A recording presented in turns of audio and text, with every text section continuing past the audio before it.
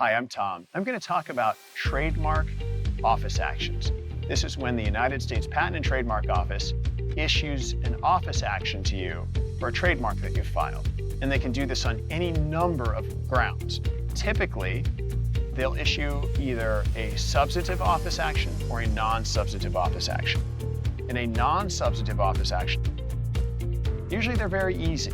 Usually the USPTO is asking you to disclaim all or a portion of the trademark you have filed, or they're asking you to change a description of the goods and services, or they're asking you to amend or change the description of the design that you filed, the words describing the design. Those are probably the three most common versions. Out of all of those three, changing the goods and services is fairly straightforward, and usually you'll just agree to that. Same with changing the description of a design or logo. However, disclaimer's a little trickier. With respect to a disclaimer, they may be asking you to disclaim a part of your trademark that you don't have to disclaim.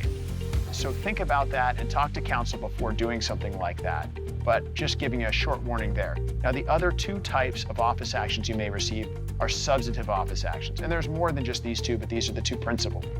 You'll either receive something called a 2D office action, and that's a likelihood of confusion with another existing mark on the trademark register. So this excludes any marks that people are using that aren't registered, but the trademark examiner did a search, and the trademark examiner said, well, I think that this one or two or three trademarks, however many, are possibly confusing with your trademark because they're in the same consumer stream, same goods or services, or similar, and the marks are similar, such that a consumer, when looking at the two marks, might be confused about the source or origin of goods. And that 2D trademark rejection is a challenging one, and generally speaking, you need an attorney to do some research and prepare a brief and come up with a strategy to attack that. There's a variety of strategies depending on what the 2D refusal says.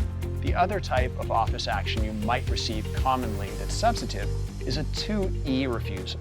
And a 2E refusal is when the trademark office has looked at your trademark and said, that trademark is generic and descriptive of the services that you're offering or the goods that you're offering. You're selling shoes and your trademark is sales of shoes, and that's kind of a big fail on your part. Now, you may be able to get out of that 2E by doing a variety of things. You could amend to the supplemental register. It doesn't give you a trademark registration on the principal register, and it can't become incontestable, which is a subject of another video and a very valuable thing, but it can still allow you to use the Circle R and obtain at least some protection.